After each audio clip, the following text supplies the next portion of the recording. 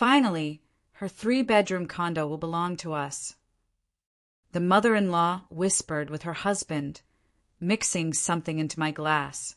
I pretended to drink it, but poured it into my mother-in-law's cup instead. And before we begin, I'll ask you to like and subscribe to the channel. Thank you, and enjoy listening. Sarah Morrison stood in the middle of the 3-bedroom condo on Maple Avenue and couldn't believe what was happening. The keys lay heavy in her palm. The deed burned in her jacket pocket. 3 weeks ago, she sat in the courtroom listening to the verdict for her former boss, Gerald Franklin Thompson, 8 years in federal prison for embezzlement and fraud. And today, she received compensation from the court in the form of the criminal's seized property. The condo went to her as the injured party. Thompson had deceived 27 people, but only Sarah was able to prove her case in court. The others got scared and backed down. She spent 3 years collecting documents, finding witnesses, digging through records at night. Now, the 1,200-square-foot condo belonged to her. Sarah walked through the rooms. A large living room with a bay window, 2 bedrooms, and open kitchen. The hardwood floors creaked underfoot. Light rectangles remained on the walls where paintings had been removed. Thompson was evicted in a hurry. The federal marshals took much, but left the furniture, a bulky set made of cherry wood, bookshelves, and antique dresser. She opened the window in the living room. Below, the tree-lined street hummed with life. Children chased a ball in the park. An ordinary residential neighborhood in the city's suburbs, but for Sarah, a dream. For 34 years, she had lived in a cramped studio with her mother, struggled to make rent each month. Now everything had changed. The phone vibrated. An unknown number. Is this Sarah Morrison? This is Kevin Anderson from Horizon Real Estate. I saw a listing for the sale of your condo on Maple Avenue. Sarah frowned. She hadn't posted any listings. She wasn't planning to sell at all. She'd only moved in yesterday. What listing? I didn't post anything. Strange, it's been on Zillow for a week now. 3-bedroom, 1,200 square feet, Maple Avenue, Unit 312. The price is 15% below market. I thought it was a short sale. This is a mistake or someone's joke. The condo is not for sale. Kevin paused. I understand. Sorry to bother you. Although, can I give you some advice?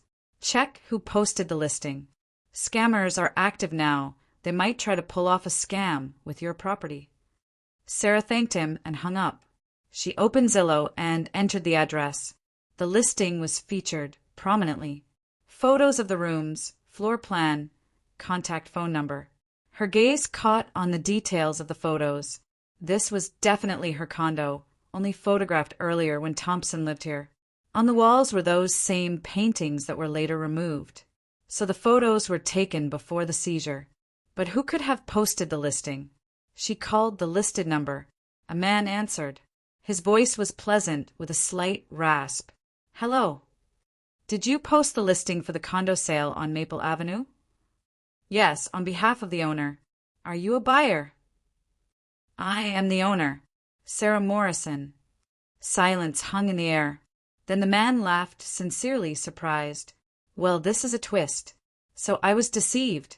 2 days ago, a person called, said he was Thompson, asked me to post a listing, said he was relocating urgently, needed to sell quickly, sent photos, property details.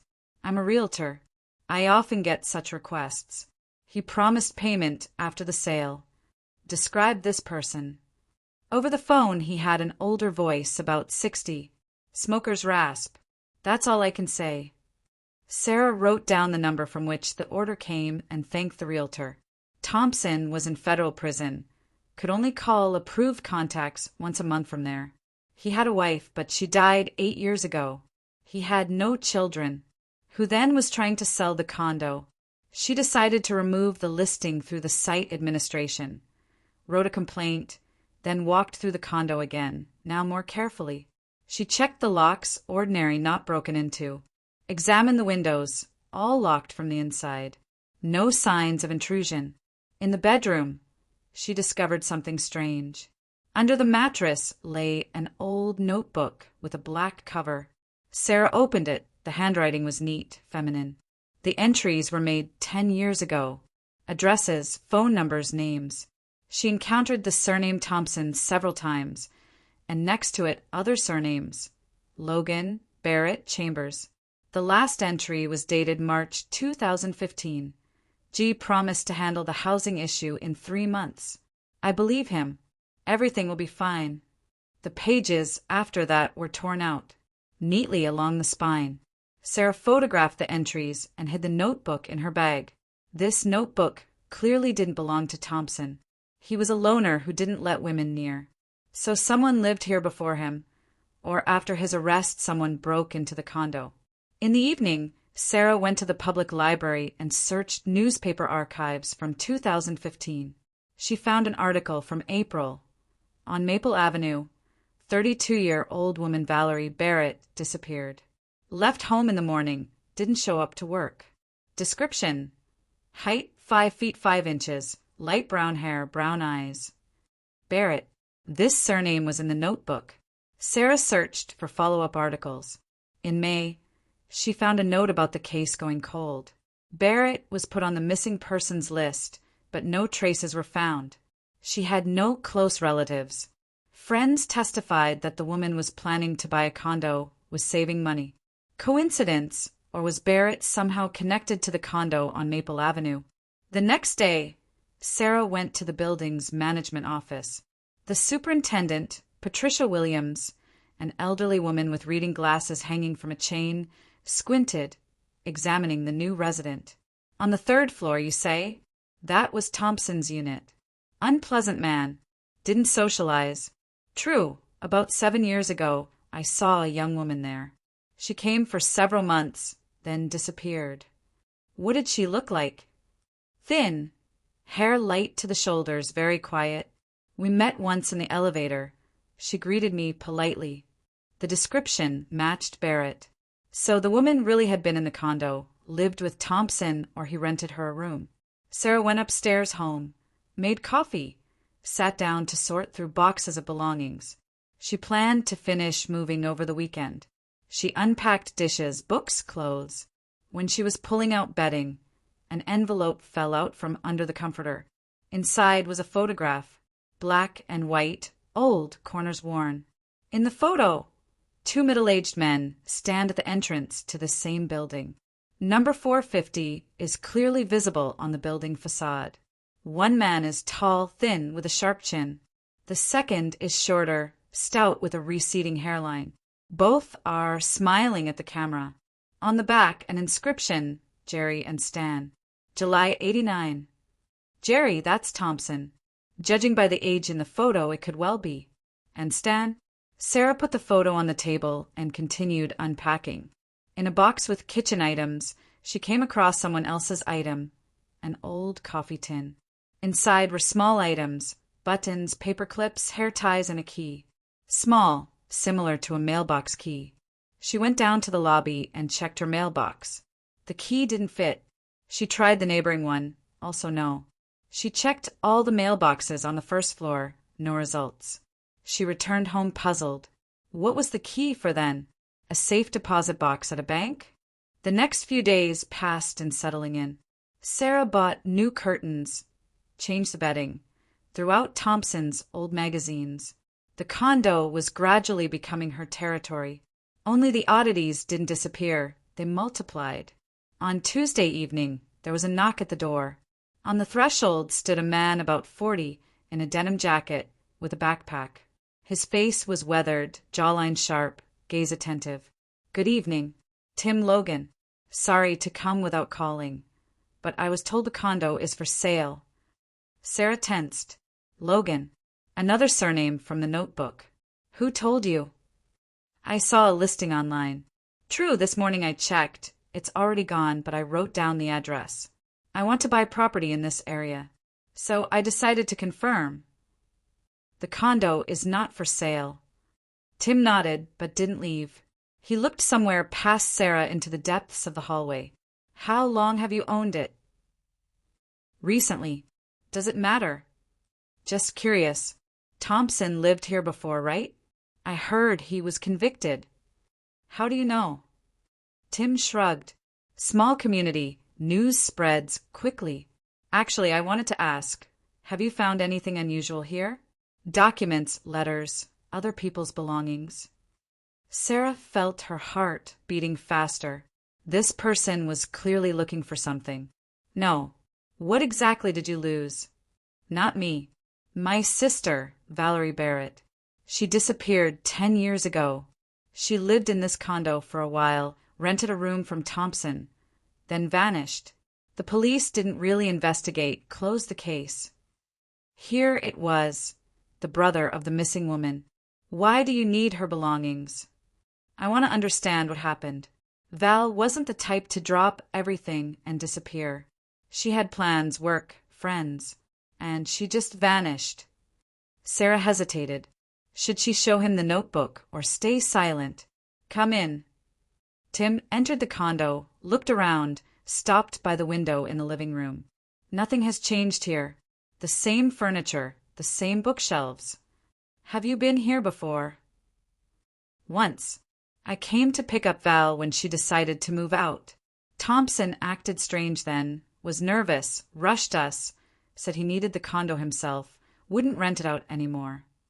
Sarah took out the notebook and handed it to Tim. Could this be hers? Tim opened the notebook, ran his eyes over the entries. His face darkened. This is Val's handwriting. Where did you find it? Under the mattress in the bedroom. He flipped through the pages to the torn-out sheets, ran his finger along the uneven edge. There were entries about the deal here. Val was saving for a condo, found an option through an acquaintance. They were supposed to close in April 2015. She even put down earnest money, $20,000. Then she disappeared. Who was that acquaintance? Jerry. She didn't say anything more, just the name. Jerry Thompson. Do you think he deceived her? Tim slowly nodded. I'm sure. Val trusted people, easily believed promises. I warned her. Get a lawyer, have witnesses at closing. But she kept saying Jerry was honest, would do everything right. And then she disappeared. Maybe she left when she realized the deception. Val wasn't like that. She would have sued, filed complaints, demanded the money back. But she wouldn't have disappeared silently. Sarah felt a chill. So Thompson deceived Barrett, took the money. And then what? Did you go to the police with these suspicions? I did. They lacked evidence. Thompson testified that Val left on her own, didn't give him any money. There were no witnesses to the money transfer. No signed agreements either. His word against mine. And now Thompson is in prison. Yes, for other crimes. He embezzled people's money, forged documents. Simple scheme. He promised people help buying real estate at below market prices, took earnest money, then disappeared. Val turned out not to be the only victim. Sarah took the notebook and looked through the entries again. Addresses, phone numbers. Wait, one address was repeated 3 times. Industrial Park Drive, Building 7, Unit 23. What is this address? She showed Tim. He frowned. I don't know. Val never mentioned it. I can check. Tim looked at her carefully. Why do you need this? You got the condo. Live, peacefully. I can't. Too many oddities. Someone tried to sell my property. Posted a fake listing. This might be connected to your sister. Tim took out a business card and placed it on the table. My number. If you find anything else, call. I've been looking for answers for 10 years. When he left, Sarah sat in the kitchen for a long time, examining the notebook. The Industrial Park Drive address troubled her. Intuition suggested that was the key. The next morning, she drove to Industrial Park Drive. Building 7 turned out to be an old apartment complex with peeling paint. Second entrance, Unit 23. 4th floor. Sarah went up and knocked. No one opened. She listened at the door, silence. She tried again, no result.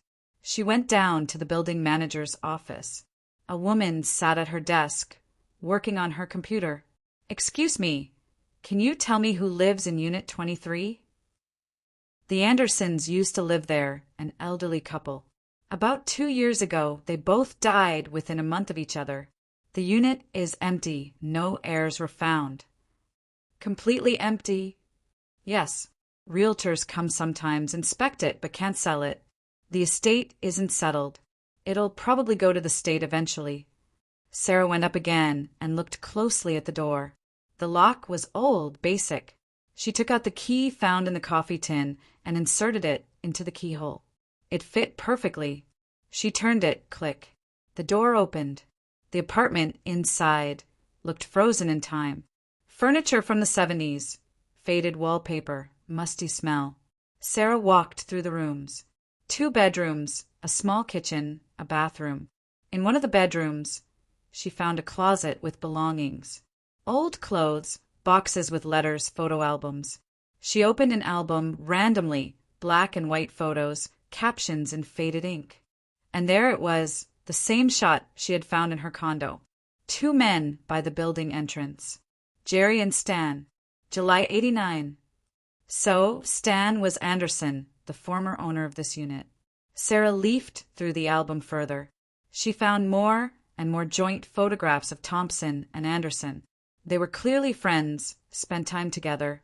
In one photo, they were holding documents, smiling. The caption read, "Completed the swap. Finally, each has his own place." Swap. Sarah looked closely at the dates. 1992. She photographed the images and took the album. In a box with letters, she found an old utility bill. Indeed, Anderson Stanley in 1992 exchanged his unit on Maple Avenue for this one on Industrial Park Drive, and Thompson got his unit. But why did they need a swap? Both units were approximately equal in value. Sarah returned home with the album, sat down to figure it out, took out Barrett's phone book, compared the entries. Anderson was mentioned there twice, next to the Industrial Park Drive address, and in Jerry's list of contacts. So Valerie Barrett knew about Anderson. Maybe he also participated in the fraud.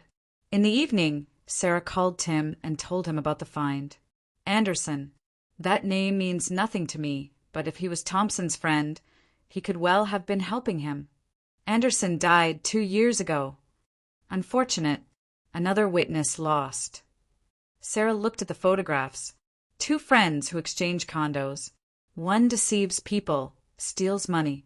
The second helps or just keeps silent. And then he understands this unit is clean, not directly connected to Thompson's crimes. So something important can be hidden here. She went to Industrial Park Drive again and searched the apartment more thoroughly. She tapped the walls, hollow in places, checked the floors, no hidden compartments, looked under fixtures, behind appliances, nothing. She was about to leave when she noticed an old refrigerator in the kitchen. She opened the freezer. Inside, ice had built up in a thick layer. She looked more carefully. Something was visible through the ice. Sarah brought hot water and began to thaw the ice. Half an hour later, she pulled out a bundle. A plastic bag with documents inside, signed earnest money agreements. 8 of them, amounts from $10,000 to $30,000. At the bottom of each, signature G.F. Thompson. And among them was an agreement from Valerie Barrett. $20,000, dated April 5th, 2015. There it was, the proof. Sarah photographed the documents and put them back in the bag. Now it was clear. Anderson kept evidence against his friend. Why? Insurance? Or was he planning to turn him in to the police? She called Tim and arranged a meeting. An hour later, they were sitting in a coffee shop. Here's your sister's agreement. Sarah showed the photograph. Thompson really took money from her. Tim looked at the phone screen, jaw clenched. So I was right. He deceived her. More than that, he deceived 7 other people. I have all the agreements. This needs to go to the police. Agreed. But first I want to understand why someone is trying to sell my condo. How is this connected to Thompson and Anderson? Tim thought. Thompson may have accomplices, people who helped pull off the scams. They know about the condo, want to seize it. But why? The condo is registered to me through the court. Legally. Maybe something is hidden there. Money, documents, valuables. Sarah remembered the hiding place in the freezer. There were only agreements there. She hadn't found anything else valuable. We need to find out who tried to post the listing, she said. I have that person's number. Returning home, Sarah called the realtor Kevin and asked for help identifying the client. I can try through contacts. Run the number, but it will take time. How long? 2 or 3 days. Good, I'll wait.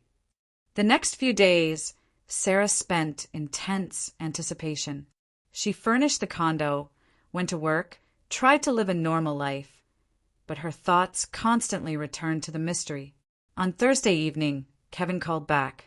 The number is registered to Linda Anderson, 68 years old. Address on file, Industrial Park Drive 7, Unit 23. Sarah froze. Anderson, but the building manager said the couple had died. Are you sure? Absolutely. Only oddly, the woman is listed in public records as deceased since 2023, but the number is active. The last call was yesterday. A dead woman calling a realtor. Absurd. Sarah took the keys and drove to Industrial Park Drive, went up to the Andersons' unit, inserted the key. The door opened. Inside, the light was on. Who's here? Sarah called out. An elderly woman came out of the kitchen. Gray hair in a bun, wrinkled face, sharp eyes. She was holding a mug. So you broke into my apartment. Sarah showed the key. I have a key. Found it in my condo on Maple Avenue. You're Linda Anderson. The woman paled. Where did you get that key? The question is for you. Why did you try to sell my property? Linda set down the mug and straightened up. That condo should be mine. By right. What right? Stan, my husband, traded it for this dump 30 years ago. Jerry Thompson deceived him, promised the area would boom. Said they were building new transit, the neighborhood would become upscale. Stan believed him, and we ended up with an ordinary apartment complex in an industrial area, while Thompson got a unit in a good location. It was a voluntary exchange. Deception. Thompson lied, showed fake development plans for the area. Stan later learned the truth, wanted to swap back, but Jerry refused. Sarah listened, analyzing every word. The story was beginning to form a complete picture. Your husband kept evidence against Thompson. Agreements in the freezer. Linda jerked. You found them? Yes. 8 signed agreements for earnest money. Thompson deceived people for years, and your husband kept silent. Why? The old woman sank into a chair. Stan was afraid. Jerry threatened him. Said if he told anyone about the deception, he'd destroy his reputation. He'd make up a story that Stan was the fraudster. Jerry had connections in the right places. Stan worked as an engineer. No one would have believed him. But he kept the documents. Yes, he collected evidence for years. Every time he learned about a new victim of Jerry's, he kept the agreement. He wanted to accumulate enough to put him away for certain. And what stopped him? Linda was silent, rubbing her temples. Jerry found out about the documents. I don't know how, but he found out. He came to us 2 years ago, threatened us, said if we didn't give back the agreements, there would be consequences. Stan refused. A week later, he was hit by a car. Killed right outside our building. You think it was Thompson? I'm certain of it, but I couldn't prove it. They never found the driver, no cameras in the area. Officially a hit and run. Sarah felt cold spreading through her. So Thompson wasn't just a con artist. He was ready to eliminate witnesses. After my husband's death, I faked my own death, Linda continued. I got documents from a doctor I knew.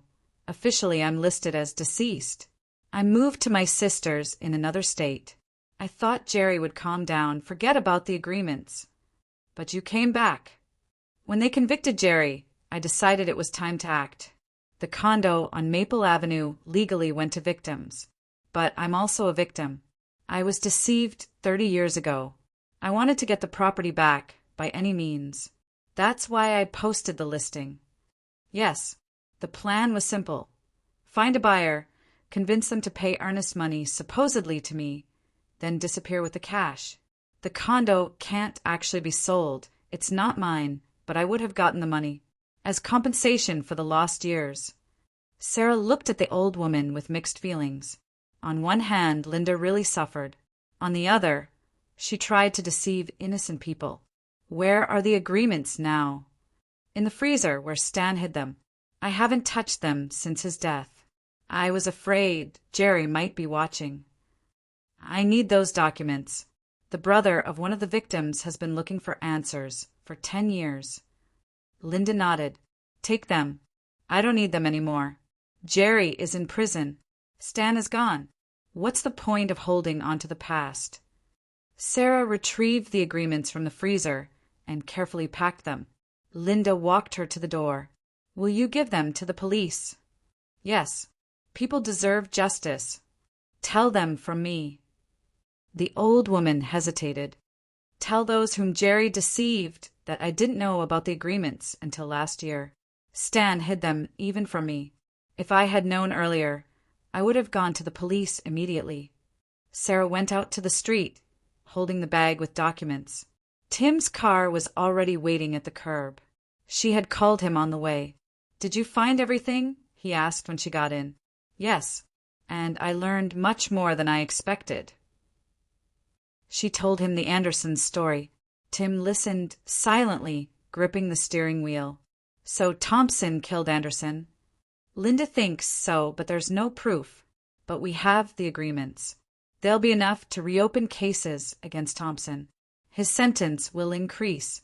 They went to the police station and handed over the documents to a detective. He carefully studied the agreements and verified the signatures. This is serious evidence. We'll open additional cases for each fraud. Thompson will get at least another 15 years. Tim asked about his sister. Can we find out what happened to Valerie Barrett? Here's a signed agreement for money transfer. Thompson took the earnest money but didn't sell the condo. Then my sister disappeared. The detective frowned. Barrett's missing persons case is cold, but with new evidence we can reopen it. We need to interrogate Thompson to find out what happened. They left the station late in the evening. Tim walked Sarah to her building and stopped at the entrance. Thank you. You did what I couldn't do for 10 years. I just happened to be in the right place at the right time. The condo. Doesn't it bother you to live there after everything you've learned? Sarah looked at the lit windows on the third floor. This is my condo. I got it legally through the court. I won't let Thompson's past poison my life. Tim nodded and drove away. Sarah went upstairs, locked the door with all the locks, turned on the light in the hallway and froze. On the floor lay an envelope. Someone had slipped it under the door while she was away. She picked up the envelope and opened it. Inside was a note, in uneven handwriting. Leave the condo. Get out of town. This is your last warning. Sarah turned over the note. The reverse side was blank. No signature. She examined the envelope more carefully. An ordinary envelope, no return address. So it was hand-delivered. She called the superintendent, Patricia Williams. Good evening. Can you tell me if anyone came to see me while I was out? Yes, dear. About 2 hours ago, a young man came in, asked where your unit was. I told him. He went up, came down a minute later. I didn't see anyone else. What did he look like? About 30. Thin in dark clothes. I didn't really see his face. Baseball cap pulled down low. Sarah thanked her and hung up. Someone was watching her. Knew when she left. So the threat was real. But she wasn't one to run from problems. If someone wanted to intimidate her, they would get resistance. Sarah opened her laptop, searched for security camera installation companies, and ordered cameras for the front door, the hallway, and the parking lot. The installers promised to come tomorrow morning. Then she checked all the windows, reinforced the locks, took a baseball bat from the closet, and placed it by the bed, just in case. At night, she slept lightly, startling at every sound. In the morning, she woke up exhausted but determined. They wouldn't break her with intimidation. At 9 a.m., the installers arrived and set up the cameras. Now any visitor was recorded. Sarah went to work and tried to concentrate, but her thoughts kept returning to the note. Last warning. So there were previous ones, or was this a bluff? In the evening, she returned home and checked the camera recordings. During the day, no one came, only the mail carrier in the morning. She made dinner, sat by the window with coffee, looked at the city, pondering who needed this condo so badly that they were ready to threaten. Linda Anderson ruled out. The old woman wanted money, but wouldn't make open threats. Thompson was in prison. That left the accomplices option that Tim had mentioned. The phone rang. An unknown number. Yes. Sarah Morrison? This is Attorney David Sanders. I represent Gerald Thompson. I'd like to meet and discuss the matter of the condo on Maple Avenue. Sarah tensed. What matter?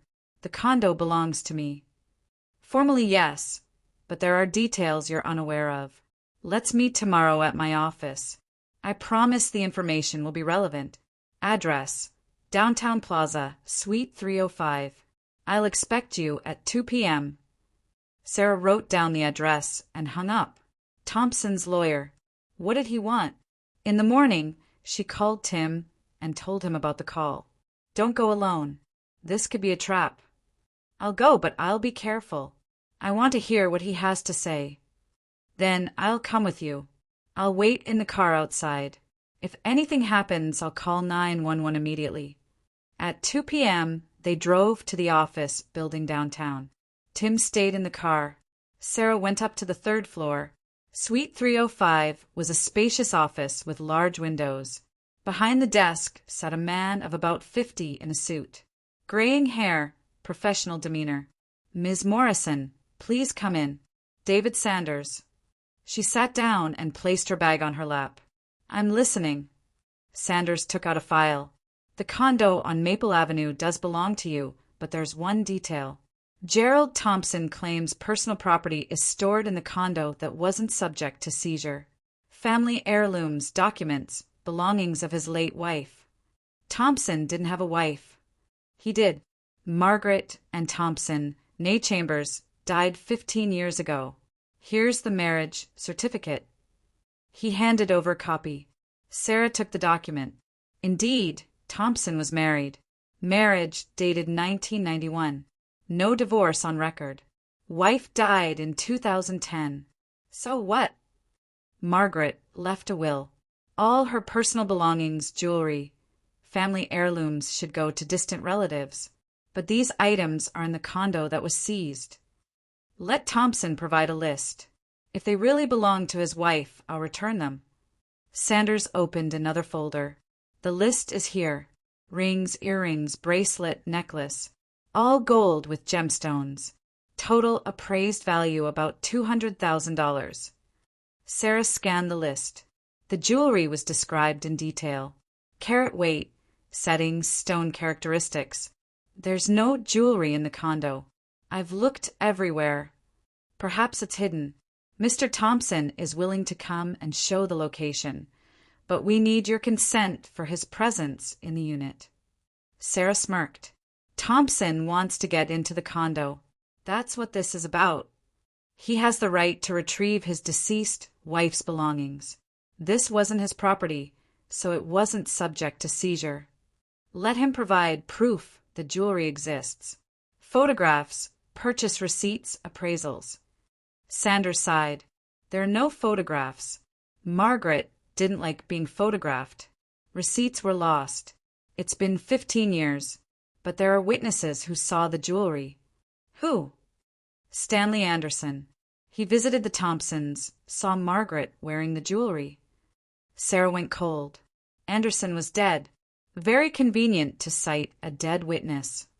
Mr. Anderson died 2 years ago. I know, but his statement was notarized before his death. Here's a copy. Sanders handed over another document. Sarah took it. Indeed, a notarized statement from Anderson. Date 3 years ago. Anderson confirms he saw gold jewelry on Margaret Thompson and describes them. Everything looked legal, but something felt wrong. I'll think about it. Give me a week. Fine. But understand, if the jewelry isn't returned voluntarily, Margaret's relatives will file suit. The process will drag on. You'll spend time and money on legal fees. Sarah stood up. 1 week. Then I'll give an answer. She left the office and went down to the car. Tim was waiting tensely. Well, Thompson needs to get into the condo. He made up a story about his deceased wife's jewelry. He had a wife. Margaret Chambers. Died 15 years ago. Tim frowned and pulled out his phone, typing into Google. Chambers. Wait, I know this name. Val mentioned it. She said Jerry was widowed young. His wife died under strange circumstances. What circumstances? She fell from a balcony. Officially ruled an accident. But Val doubted it. She said Margaret was afraid of heights, never went out on the balcony. Sarah felt goosebumps. A wife who fell from a balcony. Anderson hit by a car. Valerie, who disappeared without a trace. All connected to Thompson. We need to check information about Margaret Chambers. Maybe we'll find answers there. They went to the county clerk's office and requested records. A clerk brought a file. Chambers Margaret and born 1972. Died 2010. Married to Thompson since 1991. No children. Is there information about the cause of death? Only the death certificate. Cause listed as accidental fall. Sarah requested copies and studied the marriage certificate carefully. Thompson and Chambers married June 27, 1991, and the condo swap with Anderson happened in July 1992, a year after the wedding. Coincidence? Tim, did your sister say why Thompson and Anderson swapped condos? No, only that they deceived Anderson about the neighborhood becoming upscale. Sarah thought. The newlyweds live for a year in the Maple Avenue condo, then suddenly trade it for the industrial park unit. Why? She remembered Linda Anderson's words. Jerry promised the area would boom, said they were building new transit. But if Thompson was a con artist, why would he trade a good condo for a worse one? Even if he planned to trade back later, the risk was huge. Unless something happened on Maple Avenue that he needed to distance himself from. Margaret died in 2010, Sarah said slowly. But the condo swap was in 92, 18 years apart. So, what if Margaret didn't die in 2010? What if she died earlier, and Thompson hid it? Tim stared at her. Why? To claim her estate, or to hide a crime? If Margaret died under suspicious circumstances, there'd be an investigation. But if everyone thinks she's alive... But there's a death certificate, official documentation, which could have been forged or obtained through fraud. Sarah took out her phone and called the county coroner's office. She identified herself as family and asked to verify details. Chambers Margaret and, the clerk repeated. Yes, we have a record. Body was brought in August 23rd, 2010. Identified by her husband, Gerald Thompson. Was the body visually identified? Yes. Facial features were preserved. Trauma was primarily to the body. Was DNA testing conducted? No, there was no need. The husband identified her. No questions arose. Sarah hung up and looked at Tim. No DNA test. Thompson just said, "This is my wife." That's it. You think he substituted another body? Possibly. If Margaret died earlier, Thompson could have found a similar woman, staged an accident, obtained a death certificate in his wife's name. But why go to such lengths? Sarah remembered the condo swap. Imagine Margaret dies in the Maple Avenue condo. Thompson realizes there'll be an investigation, searches, questions. He needs time. He comes up with a plan, swaps condos with Anderson, moves to Industrial Park Drive. The crime scene stays at Maple Avenue, but investigators won't look there. Other people live there now. Time passes, evidence degrades, and then Thompson stages his wife's death. 18 years later, he gets an official death certificate. Tim slowly nodded. Makes sense, but how do we verify it? We need to find where Margaret is actually buried, if she's buried at all. They went to the county's largest cemetery and found the office. Sarah asked about Margaret Chambers' burial. There's no record, the employee said after checking. Chambers wasn't buried at this cemetery. Maybe she was cremated? Then there should be a record at the crematorium. They called the crematorium, also no records. So Margaret's body isn't buried anywhere, Sarah said. Where did it go? The answer came unexpectedly. Tim remembered his sister's words. Val, said Thompson, often went to a property outside town. An old lot in a community garden association on the outskirts. He spent weekends there, worked in the garden. He had property there? Val mentioned it. She said Jerry invited her to help with planting, but she refused. Sarah grabbed onto this lead. We need to find that lot. They drove to the Birchwood Garden community on the edge of town. The elderly site manager, a man of about 70, remembered Thompson. Jerry, sure, I remember him. Lot 47, been abandoned about 10 years. After his arrest, no one came. Can we look at it? Just be careful, the shed is falling apart. Fence is down. They found the lot at the end of the community. The fence had indeed collapsed. The gate hung on one hinge. A tiny shed, dilapidated. Weeds everywhere. Sarah pushed open the gate.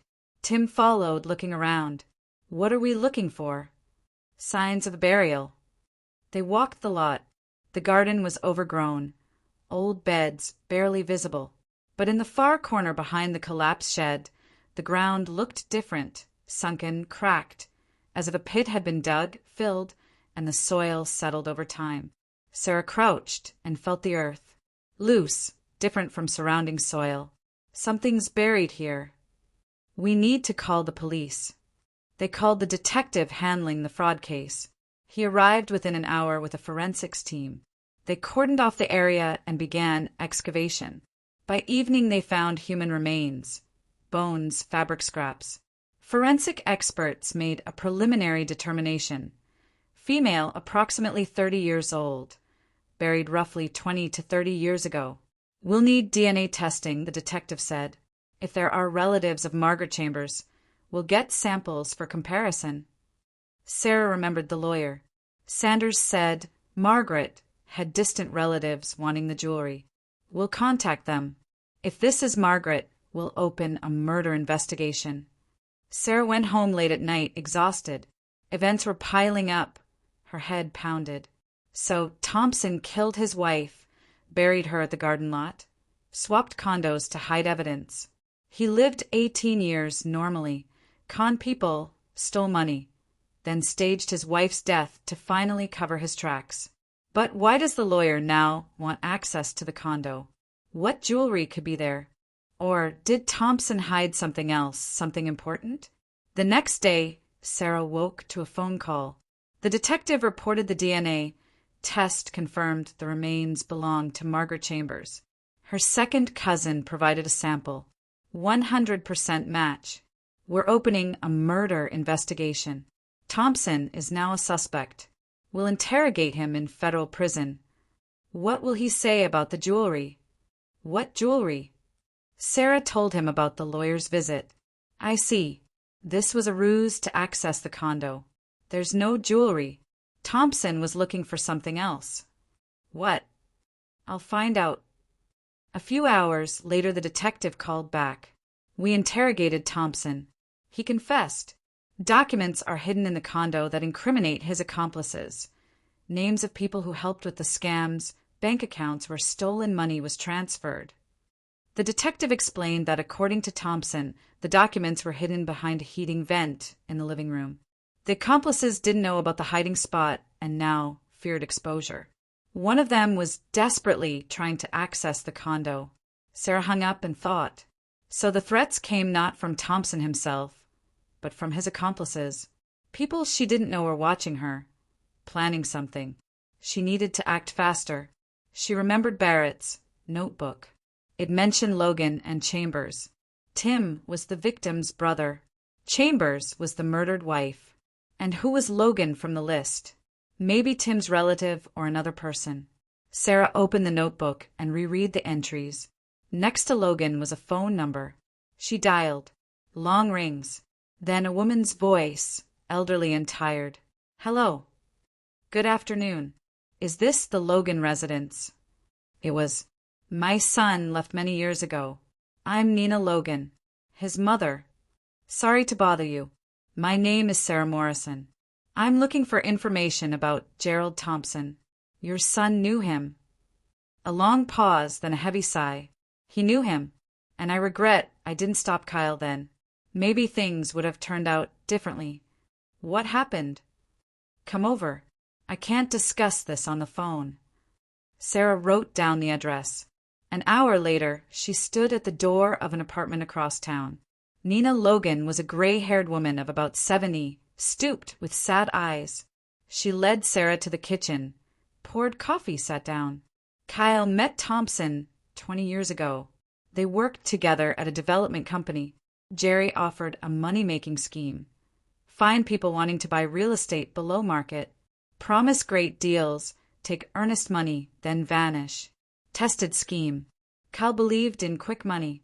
Sarah listened, building the chain of events. So the younger Logan was an accomplice. They conned several people. Kyle found clients. Thompson conducted meetings. Took money. Then they split it. But something went wrong. Kyle disappeared. Just packed up and left town. Didn't say goodbye. Left a note. Mom, forgive me, I can't stay here. I'll write when I'm settled. 18 years passed. He never wrote. Didn't you look for him? I did. Went to police, filed a report. They said he was an adult. Left voluntarily. Wouldn't search. I tried finding him myself, hit dead ends. His phone disconnected. Friends knew nothing. Maybe he was hiding from someone. Nina nodded. From Thompson. Before he left, Kyle was nervous, constantly looking over his shoulder, whispering on calls, locking himself in his room. Then he ran. Sarah understood. The younger Logan either learned something or witnessed a crime and had to hide to stay alive, like Valerie Barrett, who vanished. Do you have any of your son's belongings? Documents, notes? Not much. He took almost everything. Just old notebooks, school photos. Nina brought a box. Sarah sorted through it. Diplomas, certificates, notebooks.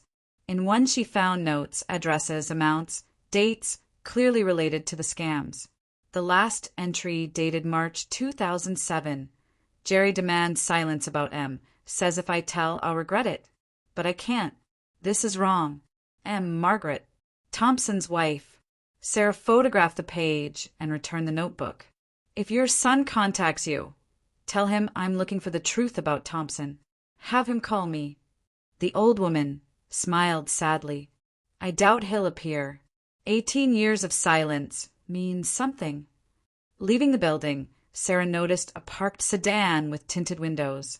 The same car had been near her place this morning. Coincidence?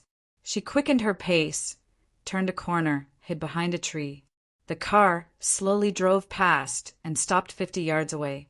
Someone was following her. Sarah called an Uber, had the driver pick her up at a different address, got in, told him to take side streets. The tinted car didn't follow, apparently lost her trail. At home, she immediately checked the security footage. During the day, a man in a dark jacket had come, stood at her door listening, then left, got in a car, and drove away. License plate obscured. She sent the recording to the detective and called Tim. I'm being followed. Thompson's accomplices. Stay with friends for a while. It's dangerous. I won't leave my condo, but I need help. Tim arrived within an hour, checked the locks, inspected windows, installed additional deadbolts. If anything happens, call immediately. I'll be nearby. The next 2 days passed tensely. Sarah went to work, tried to act normal, but constantly looked over her shoulder. On Thursday evening, something unexpected happened. Returning home, she found an envelope in her mailbox. Inside was a photograph of her, taken this morning walking to her car, and text, "We know where you go. We know who you meet. Last chance to leave." Sarah felt a chill. They were serious, but she wasn't backing down. She called Tim and showed him the photo. He looked grim. "This is a real threat. You need to report this." "I will, but first I want to know who they are. I have an idea." Sarah remembered the documents behind the vent. Thompson said the list of accomplices was hidden there, so she needed to find it before they broke in. That night, when the building quieted, she armed herself with a flashlight, hammer, and screwdriver. She approached the heating vent in the living room. She tapped the wall around it. Hollow sound. Sarah carefully began removing the vent cover and drywall. Half an hour later, she exposed a cavity. Inside lay a bundle wrapped in plastic. She pulled it out and unwrapped it. A stack of papers, a list of names, phone numbers, addresses. Next to them amounts, dates, real accounting of criminal operations. She scanned the entries. Unfamiliar names, but one caught her eye, Richard Brennan. Next to it, main money launderer, bank transfers. Sarah photographed every sheet and hid the originals in her bag. She replaced the vent and wall, patched the drywall. By morning, there were no traces. The next day, she gave copies to the detective. He studied them and whistled. There's a whole network. At least 12 people involved in the scams. Brennan is key. He works at First National Bank. Processed fraudulent transactions. We'll arrest him first. You think he organized surveillance on me? Probably. If he learned you got Thompson's condo, he knew the documents could surface. He tried to intimidate you, drive you out. Sarah showed the photograph from the envelope. Here's proof of surveillance. We'll open a case, but be careful. These people are sitting on millions in stolen money. They'll do anything to protect it.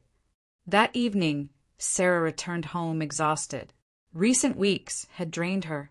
She just wanted to sleep and forget, but it was too early to relax. She showered, changed, made strong coffee, sat by the window watching the night city. Somewhere out, there were people who wished her harm, tried to take the condo, intimidate her, force her out. But she held firm. The phone rang. Unknown number. Sarah hesitated, but answered. "Hello." "Sarah Morrison." A male voice, low and strained. "This is Kyle Logan. My mother said you were looking for me." Sarah sat up straight. "Yes. Where are you?"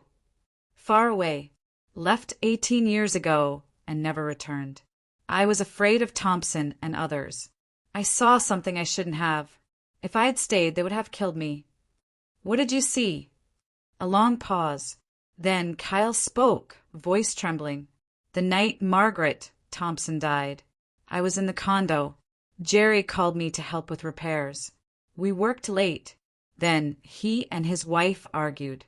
Margaret screamed that she knew about the scams, would go to the police. Jerry got angry, pushed her. Margaret fell, hit her head on the corner of a table. Dead, instantly. Sarah froze. So Kyle witnessed the murder. What happened next? Jerry panicked, then pulled himself together. Told me, "If you tell anyone, I'll bury you next to her. I have connections. No one will know." I was terrified. I helped him carry out the body. We drove to his garden lot and buried her. Then Jerry came up with a plan to swap condos with Anderson to cover tracks. I couldn't take it. A month later, I packed and left. I've been hiding under a false identity ever since. Why are you calling now? Mom said they convicted Thompson, and someone's looking for the truth. I'm tired of being afraid. I want to testify officially. Let Jerry answer for murder. Sarah recorded Kyle's contact information and promised to pass it to the detective. This was the key witness who could close the case. The next morning, the detective arranged a video interview with Logan. Kyle described in detail the events of that night and the burial location. Everything matched the forensics findings. Experts confirmed the testimony was credible. Thompson was charged with his wife's murder. To the 8 years for fraud, they added 25 years for second-degree murder. He would spend the rest of his life in prison. But the story didn't end. Brennan was arrested at the bank while attempting a large wire transfer overseas. During a search of his home, they found documents confirming his role in the money laundering. 9 more people from the list were arrested within a week. Sarah thought the threats would stop, but one evening returning from work, she noticed the same man in the dark jacket.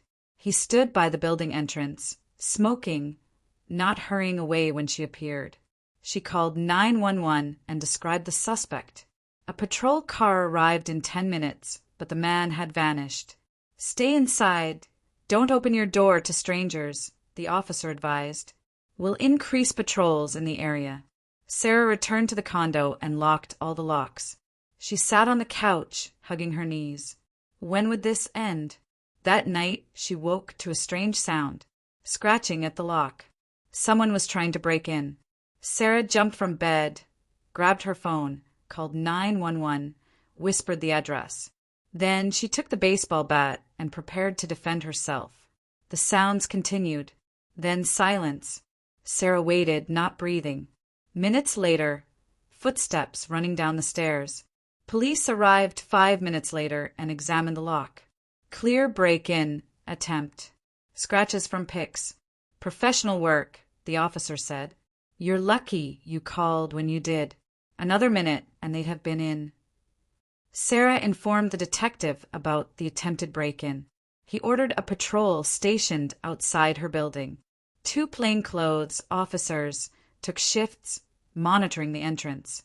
3 days later, they arrested the would-be burglar, a man of 40 with a criminal record.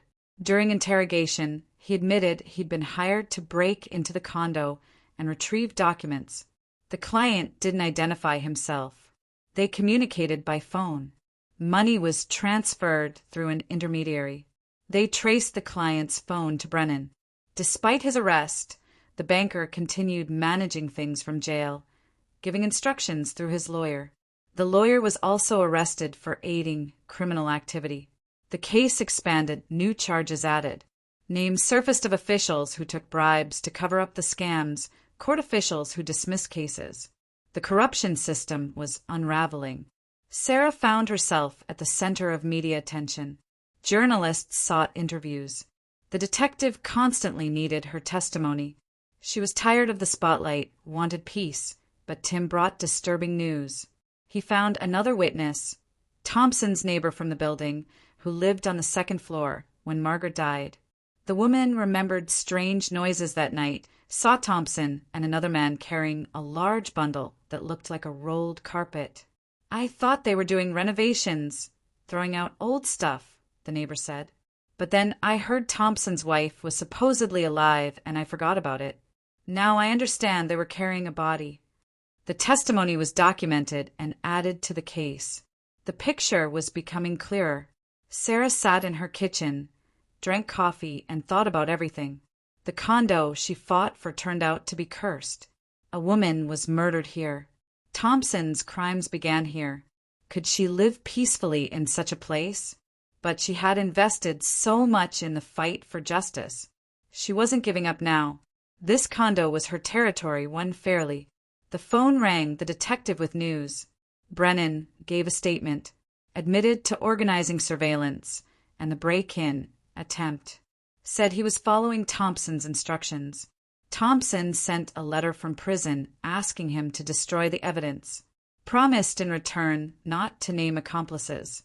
But Brennan talked, and now everyone's in custody. So the threat has passed? Yes.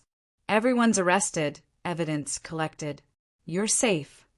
Sarah exhaled with relief. Finally she could relax. But that evening something unexpected happened. Aggressive knocking at the door. Sarah looked through the peephole. On the landing stood an elderly woman in a worn coat. Unfamiliar. "Who are you?" "Ellen Brennan, Richard's mother." "Open up. We need to talk." Sarah hesitated, but opened the door. The woman entered and looked around with hostility. "So this is that condo. Because of it my son is in prison." "Your son is there because of his own crimes." Ellen sneered bitterly. "Richard would never have gotten into this if not for Thompson. He lured him in, promised easy money. Now Richard faces 15 years. I'm not responsible for your son's choices. But you found the documents and turned them over. If you'd kept quiet, no one would have known." Sarah shook her head wearily. "Staying silent about crimes makes you an accomplice. I did the right thing." Ellen stepped closer, face twisted with anger. "The right thing? Because of you, 12 families are suffering. Husbands, sons, brothers, all behind bars. And you live comfortably in this cursed place. Leave, now." The woman turned to the door. On the threshold, she looked back. "You think this is over? You're wrong. We all have family on the outside. We won't forget who destroyed our lives." She left, slamming the door. Sarah stood in the hallway, feeling tension return. So the story wasn't over. Now relatives of the convicted were threatening. She called the detective and told him about the visit. He promised to bring in Ellen Brennan for questioning and warn her against making threats. But Sarah understood warnings wouldn't be enough. She needed to stay vigilant. The next few days, she remained on high alert. She installed additional cameras in the parking lot, asked building security to continue monitoring. She checked every movement outside, every unfamiliar person. Saturday morning, another incident occurred. Sarah went to her car and found all 4 tires slashed. On the windshield, spray-painted words, "Get out while you can." She called police. They documented the vandalism. Security footage showed that overnight 2 people in hoodies approached the car, quickly did their work, and fled. Faces not visible. The detective ordered increased security, but Sarah felt the pressure mounting. Relatives of the convicted had united to drive her out. She called Tim and shared her concerns. He came that evening and brought a friend who was a security contractor. "Marcus will work as your bodyguard for a couple weeks until things calm down." Marcus was a quiet man of about 40 with military bearing. He sat up on the living room couch and maintained round-the-clock vigilance. Sarah felt safer, but fear lingered. Too much was at stake. Monday morning, the detective called with important news. "We arrested the 2 who vandalized your car. Brennan's nephews, guys about 20. During interrogation, they admitted their Aunt Ellen asked them to scare you into moving out. Said she'd forgive their $5,000 debt to her. They agreed without thinking about consequences. What do they face? Vandalism, criminal threats, probably probation. But most importantly, Ellen Brennan will now be charged with solicitation. She'll get real prison time." Sarah felt relief. The main source of threats was neutralized, but it was too early to relax. That evening, a text came from an unknown number. "Ellen isn't the only one. We all want justice. You'll pay for everyone locked up because of you." Sarah showed the message to Marcus. He frowned. "We need to identify the sender. I know someone who can trace it." By morning they had results. The number was registered to Anna Brennan, the banker's daughter, 28 years old, worked at a marketing firm, lived across town. Marcus suggested paying a visit. Sarah agreed. Time to end this war. They drove to Anna's address and went up to her apartment. The door opened to a young woman with a tired face and red eyes. "Are you Sarah Morrison?" "Yes." "You threatened me." Anna nodded and let them in. She collapsed on the couch and covered her face. "They gave my father 15 years. Mom had a stroke. My brother lost his job because of the scandal. Everything fell apart. Because of you." Because of your father's crimes. He was just following orders. Thompson controlled him, forced him to process transactions. Dad couldn't refuse. Sarah shook her head. If that's true, let him testify in court. But threatening me won't help your family. Anna looked up, meeting her eyes. I didn't want to hurt you. I just didn't know where to direct my anger. I felt responsible.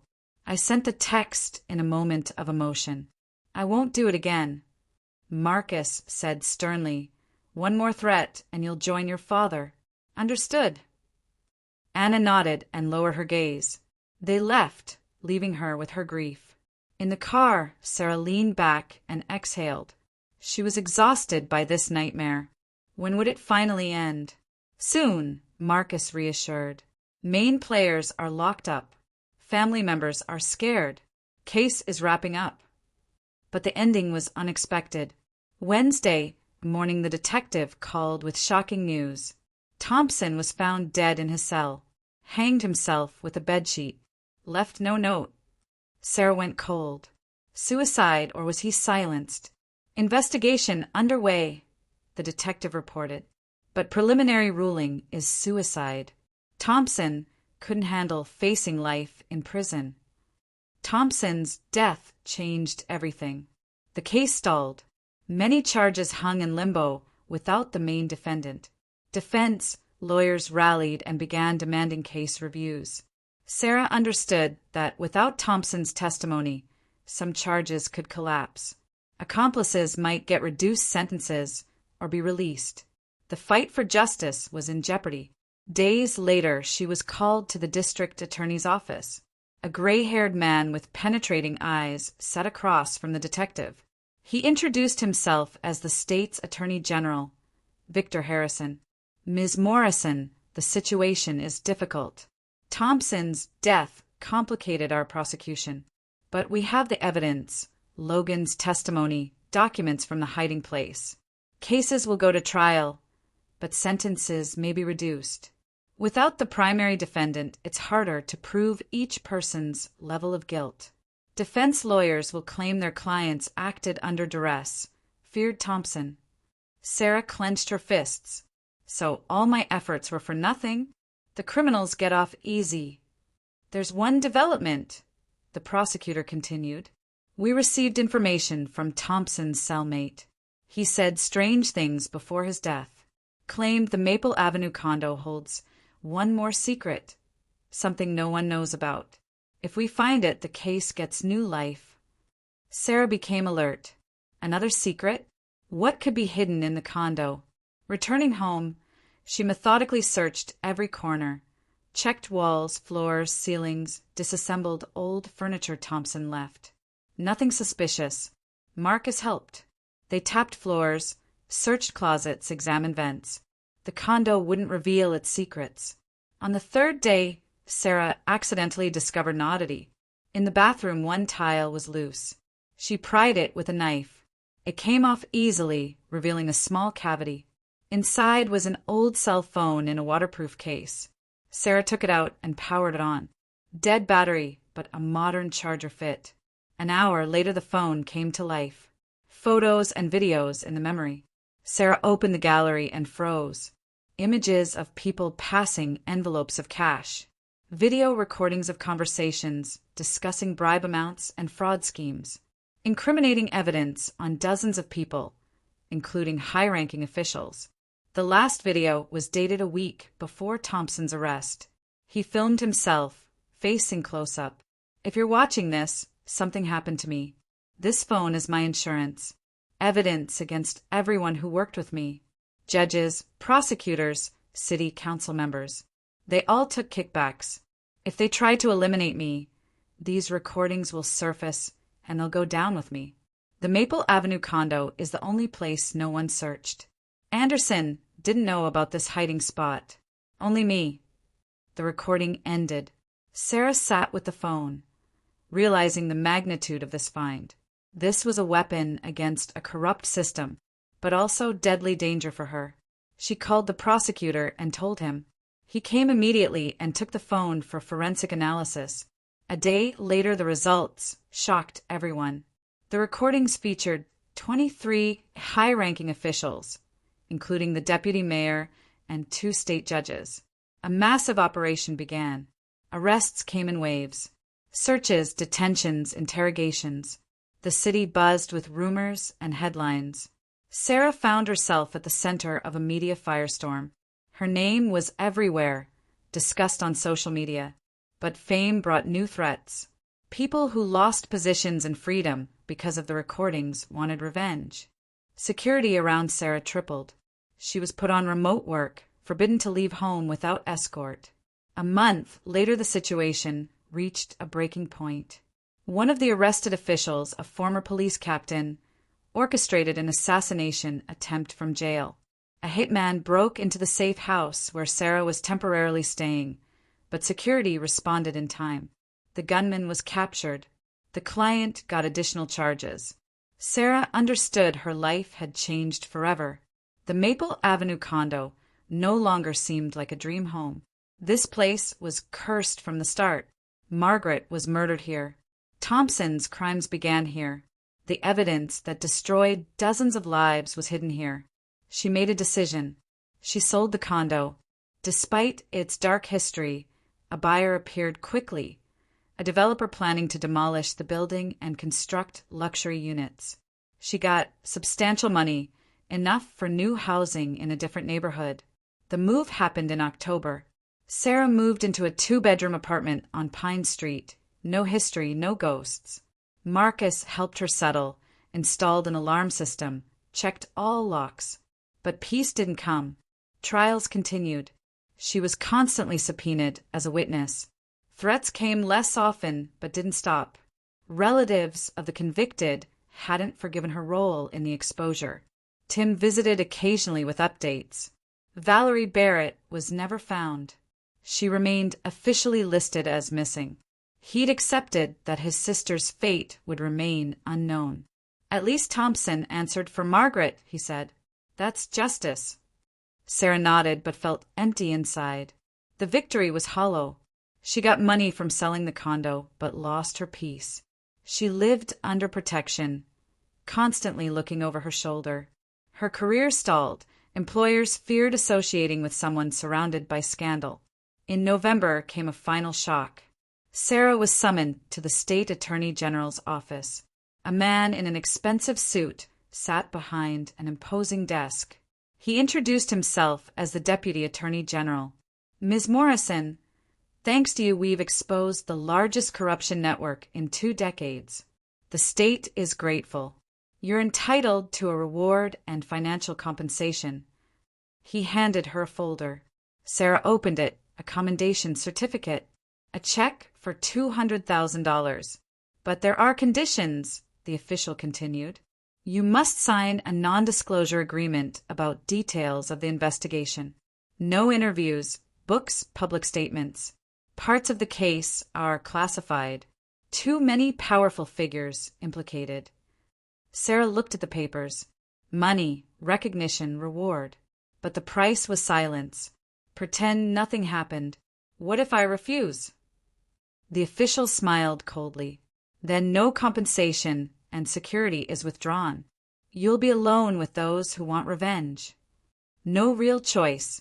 Sarah signed the NDA, accepted the money and commendation. She left the building with a bitter taste.